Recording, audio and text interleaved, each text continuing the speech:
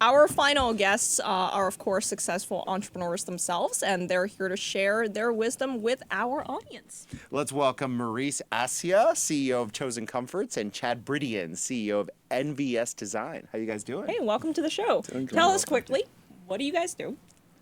My full-time business is commercial real estate and development. We're designated developers for several large corporations, but I've had other startups in the past, one which I recently sold during a merger and acquisition, which was Fuel Meals, and now we are venturing into the world of CBD. Oh, wow, okay.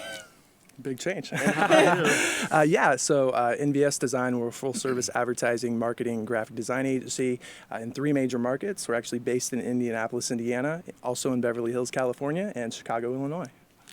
Wow. Not too bad, right? Yeah. Flyover states. We try to get Yeah, you we guys. try We've to had get you 2 guys, on this yeah. show.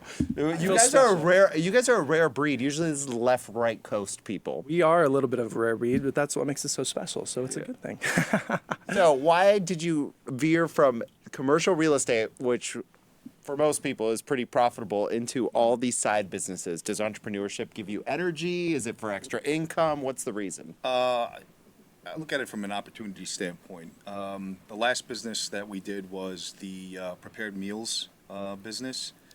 We were one of the first to market. Personally, I thought it was going to be a disaster, but in our first 10 months, we did over $1 million in sales. Wow. After a while, I kind of lost my passion for it, and that's why I decided to convert my remaining shares. CBD, more or less along the same lines. We built several social media pages that had hundreds of thousands of followers, and saw an opportunity, low cost of entry, profitable products. That's kind of the reason why I made the pivot to that. If you thought it would be a disaster, why did you still go into it? That's a great question. That's a very good question. I didn't think that people would be receptive to the idea of having food delivered to their homes. As you probably all know now on social media, you see several companies that are doing these delivered I have Sure. a friend who's one of the multimillionaires behind one of the big ones. Yeah, So, yeah. So, that's kind of the reason why I was a little hesitant about it. I didn't think that it would have connected with a lot of people, but, fortunately for us, it did in a very big way. Well, see, because a lot of times it's other people don't think you'll be there, right? But if you didn't believe it in the first place, why do it? Like I said, I saw an opportunity. But you still thought that was going to be a disaster. I thought so. There was a lot of kinks that we needed to figure out, from a shipping standpoint. There was a lot of growing pains. We were losing money on certain orders, So, yeah, there was a lot to work out in the first Realistic year. entrepreneurship. Yeah. So tell us about your forays in entrepreneurship. Yeah, so I started basically from nothing right when the recession came. So we'll actually be celebrating 10 years with the agency come 2020. And so everyone's like, what are you doing? Why would you start your own business at this time when our country's, at a the very bad brink of- place? Well, all of us were It's not a that good idea. age, so what are we Yeah. supposed to do? Well, but ultimately, Do it's nothing? like you can complain, or ultimately you can do something to change your future. And at the end of the day, there weren't a lot of opportunities at that time available for me in that space. And so it's like, you know what? I'm going to take this into my own hands and do what I need Yeah, to do. you were probably in your early 20s. Absolutely. What else? Yeah, it was. It was right out of college, so you're kind You were of in the Midwest? Yes, absolutely. So it's something that I had always wanted to do, and it's like I'm going to create my own opportunity and make this happen. And then over the years, we've just done a really great job of showcasing what we're really good at, which is becoming an integral part into our clients' everyday marketing strategies and just really helping them grow exponentially so quickly. So that's why we kind of made those additional moves out to LA and then Chicago most recently. So. And you believed you were going to. I absolutely believed. I had everyone else probably saying otherwise, Which is because normal. it's easy Yeah. for people to be like, course. I don't know if that's Yeah. going to work out, or what makes you so different from your competitors. But at the end of the day, if you don't believe in yourself and at least give it a shot, then I feel like, what are you doing it in the first place for? And I can understand and appreciate where he comes from too. It's like, I'm more like you, funny enough. So I've been involved And in that's ventures fair. where I don't believe, and somehow I've still made it Okay. work. So I don't think that's actually that outlandish. Okay. Well, because, listen, there's something that you need to understand me as an entrepreneur. I don't like to paint a rosy picture. Right. Entrepreneurship is hard, rough, yeah. it's gritty. There was days where, I questioned myself as to what I was doing because I have degrees, where I can go and work for somebody else and make, $150,000, $200,000 a year.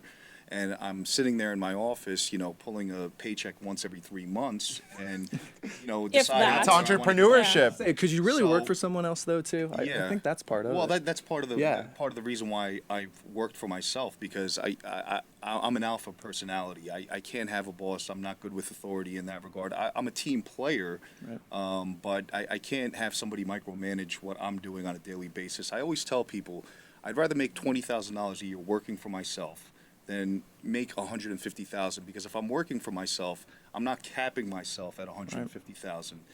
I'm making whatever I deserve in terms of what I'm putting out to the public. So if I work harder, I can make more than $150,000, $200,000, $300,000 a year. It's really contingent upon how much effort I put into something. Would you be okay if you end up not 20 grand? If you end up negative 20 grand, which is possible, I mean, that's part of would it, you right? be okay with that? Yeah, Absolutely. everything's on the line have with to be. Yeah. entrepreneurship, think right? you have to be, yeah. Absolutely. I mean, 9 times out of 10, when you're starting a new business, you're personally guaranteeing everything. A bank is looking for 3 to 5 years of financial history before they're allowing you to do a corporate guarantee. So any startup that I've done, I've personally guaranteed it. I've guaranteed loans up to $2 or $3 million in the past for startup companies.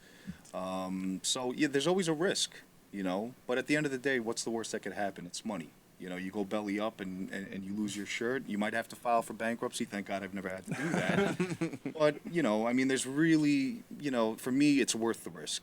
We turn being around and upside make down. more, Yeah. And at the end of the day, that's one thing that I'm really proud of is I started from nothing, and all of the capital that we actually made out of the agency, I've reinvested back into the other markets, and we're still debt free. So not many companies can say that, and you are always taking on potential, heartache or risk when you do things like this. But at the end of the day, that's what makes us different in that respect too. Yeah, I do not personally think your reputation risk is a factor here, because I personally would give either you and many other people credit, even if you don't, quote unquote, succeed in terms of your balance sheet. Sometimes it's out of your control. Yeah, it's out of your control. Could be, may well be. mean, there's out a lot your of things that control. can But change it, what do yeah. you guys see? Because there are also some people who come on to our shows, other shows we do elsewhere. They say, "Oh, there is a reputation risk. It means you don't have your act together."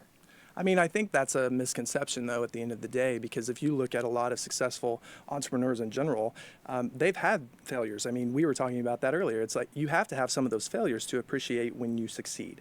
And I think that really trains you to be that much better of a business-minded individual to be able to make sure that your future endeavors are more successful. And if we didn't have those failures, I mean, I wouldn't be the person that I am today. And I think that's a humbling aspect too that a lot of my clients appreciate. That's one of the things in our pitch. We want them to consider us as a partner when they hire us. And I think knowing the struggles and the angst that we've dealt with over the years, it makes it a little bit more personable to where they have an appreciation of we know where they're coming from and potentially what they're afraid of too. Yeah, see, I can't tell you how many times I've heard, "Hey, Amazon wasn't in the black for 2 decades." True. Yeah. But who's going to wait with you for 2 decades? And how do you guarantee you're the next Amazon, right? You can't. Well, I want to piggyback on what Chad said right now about failure. It's about changing your mindset. As an entrepreneur, you have to accept failure because it's inevitable in one way or another. But I don't define it as failure. I define it as a learning experience. Because if you don't have these failures, you can't really make the necessary adjustments to continue to grow the business. You might be able to fail in one aspect of the business while growing 17 different aspects of the business. So it's really about changing the mindset. I know the viewership for you guys is a lot of younger Gen Z millennials, and if I could give them one piece of advice is not to get so easily frustrated, not to give up, Right. and not look at it as a failure, but look at it as a learning experience. I mean, you constantly have to be learning. In today's, age, there's so much technology and so many things you that are can't coming know at us. everything. I mean, it's just, it's changing. I mean, especially in my industry. And staying on top of it is extremely frustrating at times. And there's times we miss the curve, and I'm okay to admit that. But the thing is taking that and then how can we prevent that from happening again? How can we make sure that we're doing everything in our power to be at the best of our ability? And I think that's one thing that personally we really excel at. And that's one thing, piggybacking off of what he said, that it's extremely important to don't get frustrated, because there are going to be times times that you're not going to believe in yourself and you're going to get really upset and you're going to think, I can't do this. But at the end of the day, if you genuinely believe in yourself and push through, you're going to find a way to make it through. Okay, so we're almost out of time, but I want to talk about these failures because it's a major theme in this Yeah. show. Because Enjoys the failure. I don't know how much. I keep going back to the entrepreneurship failure. shows about failure. There's a lot of failure. So I want to hear just very short failure stories. My first business in the private sector failed miserably. Now, I have a teaching degree. I was a teacher when I started this first business. The business failed in March. I had no source of income. I couldn't go back to teaching, so I had to withdraw my 401k and my pension from teaching to get by for the next 6 to 7 months. Wow. Yeah. Not good. So mine is not personal because we've been very fortunate in that respect from the inception of the company. But we had a client that came to us, and we did everything in our power from the inception of the actual product, service, everything that we absolutely could to make sure that this product succeeded.